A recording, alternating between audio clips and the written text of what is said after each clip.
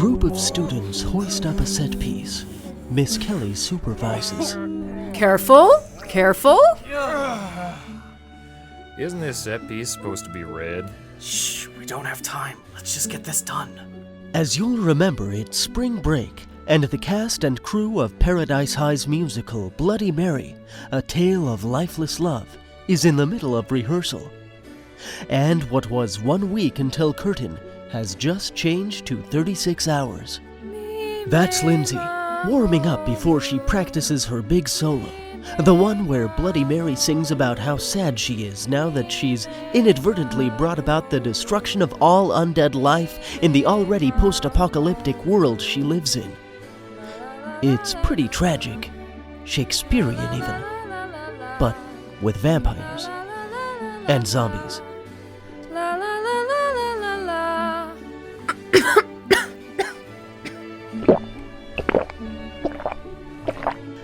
Lindsay takes a drink from a cup labeled Lindsay in felt marker.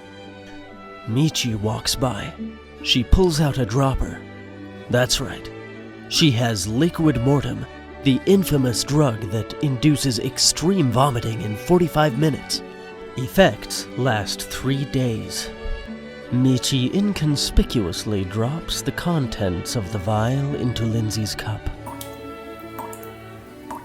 The students just about have the set piece in position. Suddenly, everyone's phone vibrates simultaneously. Other students try on costumes. Their phones vibrate as well. They check their notifications. The tipster has posted the newest gossip. Drama. It's not only on the stage, it's also behind it. Michi hangs set dressing while watching Lindsay and Scott rehearse in costume. Her phone vibrates from her pocket. A group of students stop rehearsing a dance routine to check their phones. While the cast and crew of Bloody Mary are scrambling to get ready for Friday's show, they are unaware of the imposter among them. 2 students in costume read the new tip post on their phones. They side glance at one another. Well, Michi, today's your big scene. The one where everyone finds out the truth about your illustrious career in the industry. Michi reads on her phone. She is horrified. 2 students read their phones in another corner and look over at Michi. And so, without further ado, the tipster brings you Michi's one and only screen performance. A student pushes the play button on the tipster's blog, beginning the video. It's a commercial. A pimple cream commercial. And there's Michi when she was 13, playing the bad example. She has to be the most awkward, acne-ridden tween we've ever seen. The commercial features a flash of light, and tween Michi is replaced with what is obviously another young actress who looks cute and pimple-free. Michi stares in horror at her phone. And so, Michi Nakamura Hansen, here's a tip for you. Don't quit your day job. Michi looks around her. Everyone is watching the video. Many look up at her. They smirk and giggle and stare.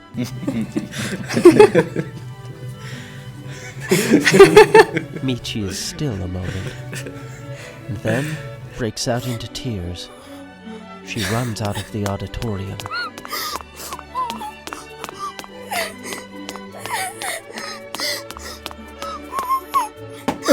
Michi runs into Scott. She looks up and sees him. It was you! You gave him the video! No, I didn't. But maybe it's good that somebody did. Scott moves past her. Michi watches him go. Michi sits in a corner, tears on her face. She reads social media posts on her phone. She can hear the voices behind the updates, mocking her. Ugh, I can't believe Michi was such a fake this whole time. Yeah, next time she's curling my hair.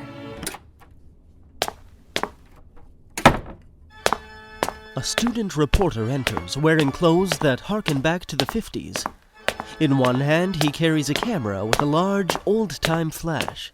In the other, a voice recorder. The reporter walks up to Miss Kelly. Miss Kelly, He snaps a picture of her. I'm with the Paradise Review. Tell me, are all you students ready to go on the stage tomorrow? Miss Kelly walks off. Lindsay walks by with half of a costume on and a bad makeup job. The reporter snaps a picture of her. Paradise Review. Double Dutch, with all these changes to your script, are you ready to... Lindsay storms past him without answering. The reporter looks around him. Harker puts the finishing touches on a costume on a mannequin. The reporter is suddenly in Harker's face. He raises his camera. Paradise Review. People say... Harker quickly covers the camera lens with his hand. I don't do cameras. The reporter pulls the camera back. He raises it again. I just want to get a picture of you with these costumes. Get that camera out of my face. Lindsay, a little ways away, notices the exchange between Harker and the reporter. Freedom of the press, my friend. The reporter raises his camera one more time. Harker has a flashback. His middle school self is about to kiss Lincoln. Kids jump from the bushes with a camera. I said no! Harker spins around, knocking down his mannequin, and hits the camera hard. It breaks against the ground. Everyone gets quiet and stares. You're paying for that. The reporter picks up his broken camera and exits.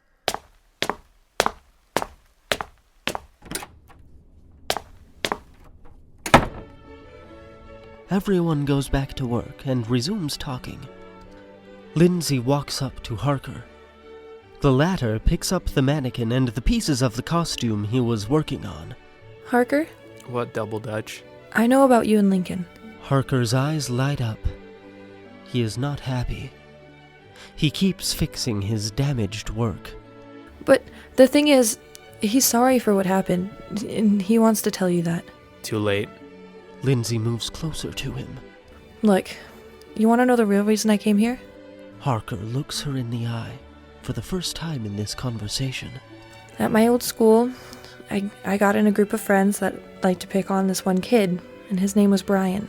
Lindsay can see the flashback now, and Harker can too. There's Lindsay at her old school, hanging out with Chad. Small, introverted Brian walks by. Chad motions for Lindsay to take a picture of Brian. She does so. I was Lincoln. I didn't realize how far it would go. Cars zoom by in each direction. Brian stands at the edge of the highway. He looks at his phone. Brian steps into the road. He drops his phone to the ground. Brian's phone sits on the pavement. The pic Lindsay took is open, with text written on it that reads, "Why doesn't he just kill himself?" I knew it was our fault. I told the principal what we'd been doing. Brian's parents sued, and I ended up doing community service, and I came here to get out of that place. Harker is taking what she's saying very seriously. But no amount of community service can make it better. I can't even tell him I'm sorry. She looks Harker square in the eye. But Lincoln can, if you'll let him. Just then Paul approaches. Hey, Lindsay? Miss Kelly gave me the keys to her truck so I can go get some paint. You need anything? Lindsay turns quickly to Paul. No, but you can take Harker to Lincoln's house while you're out. Paul is caught off guard. He looks from Lindsay to Harker. Lindsay stares right into Harker's eyes, willing him to go. Yeah. I also need to pick up some fabric. Lindsay mouths a thank you to Paul. He is grateful she's grateful, but doesn't really get what's going on. Harker and Paul exit. Paul drives. Harker sits shotgun. Awkward silence. So, don't you and Lincoln have some kind of history? Yeah? Were you like, No. More awkward silence. So why are you going over? It's nothing.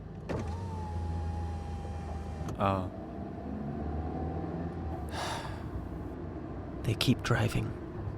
15 agonizing minutes of dude silence later, they arrive at Lincoln's house. Paul and Harker sit in the truck. Harker stares at the window at the house. I just beat him up. Harker smirks. He gets out of the truck. Back at the auditorium, Lindsay and Scott in costume rehearse on stage. I can't believe I'm turning into such a wimp. I'm turning into you. I'm not a wimp, you jerk face. See you around, wimp. Bravo, you two! Now, for the next scene, we need the zombie chorus. Zombie chorus? Zombies? Where is my zombie chorus? Miss Kelly walks off, looking for the zombies. How many times do I have to remind us to always be ready for the next scene? Scott turns to Lindsay. We make a pretty good team. Yeah, that was the best we've done with that scene. I hope we can do it again tomorrow. I'm sure we will. We got such great chemistry. Lindsay looks around. Where'd I put my water? I got it. Scott rushes over to where her water sits, untouched from when Michi spiked it. So, Lindsay, Scott walks back toward Lindsay, water cup in hand. when we're done tonight, do you want to hang at my place? We could watch a movie or something. I don't know if Michi would like that. Michi and I broke up. Oh. So, I'm single. For now. Scott holds Lindsay's cup out to her. I wonder if Miss Kelly's found those zombies. Lindsay walks off. Scott watches her go. He takes a drink of her water. Harker walks up to the door. He goes to knock. He hesitates. He stands there. 1,000 things he could say swirl through his head. You ruined my life. You wasted my time. I hate you. I just wanted love.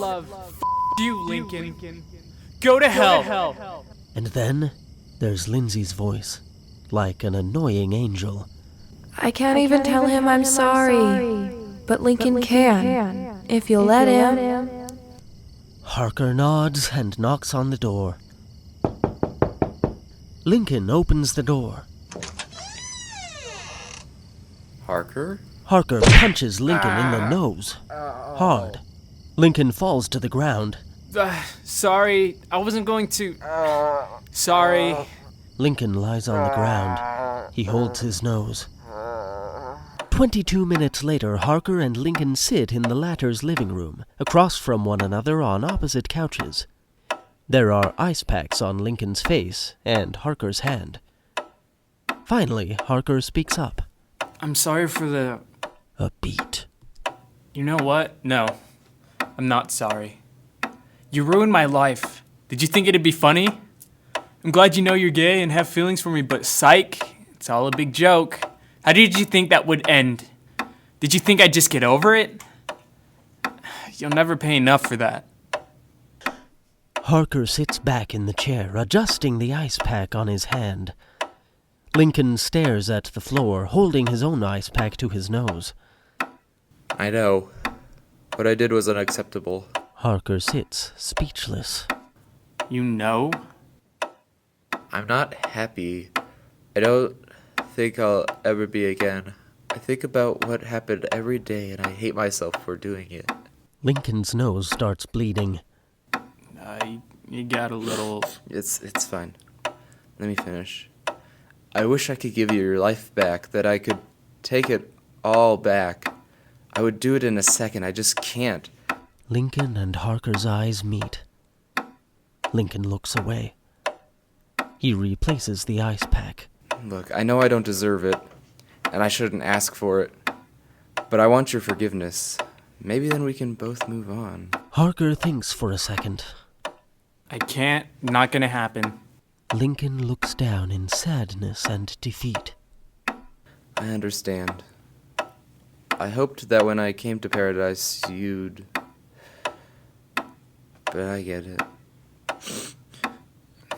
Harker looks at Lincoln, not knowing what to do. 1,000 plans rush through his head. Comfort him? Leave?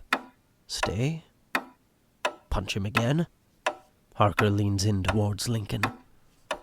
Thank you, Lincoln.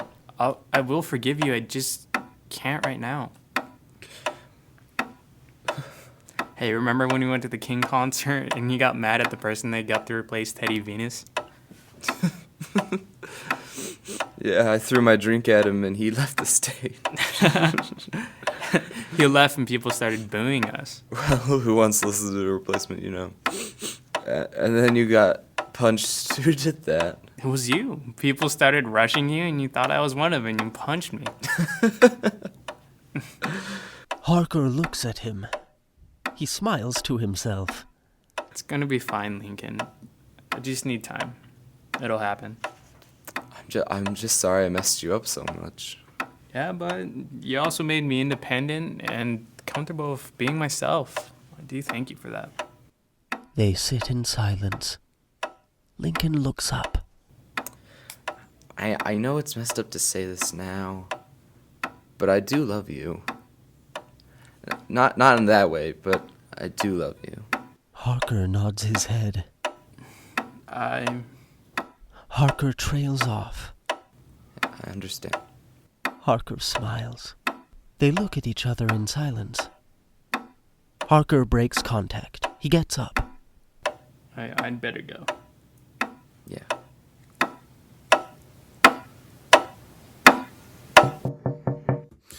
What?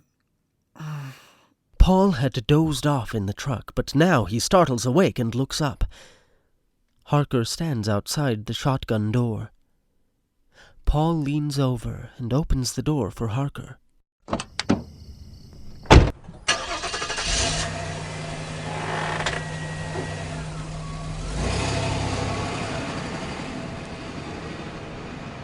Paul pulls the truck out into the road.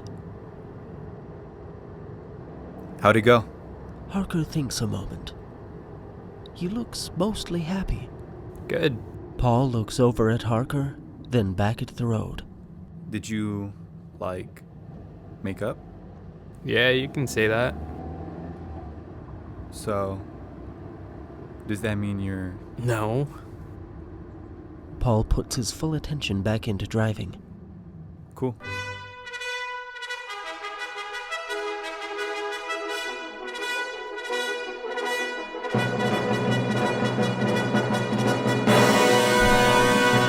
Back at the auditorium, Lindsay looks for Miss Kelly. She finds her and a crowd of students gathered around a locked closet. They are trying to get in. What's going on? A student turns to Lindsay. Michi locked herself in there. Is she okay? I don't know, but we gotta get our zombie costumes. Michi, unlock this door right now. You are impeding this production. You don't care about me. No one cares about me.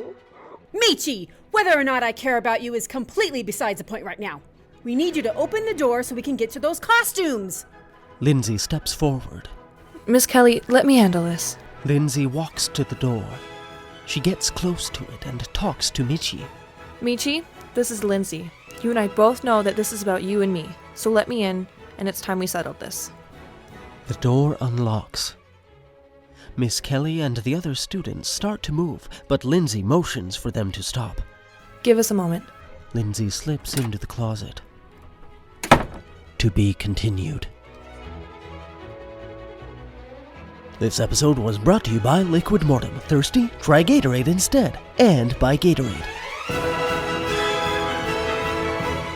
On the next episode of Paradise High.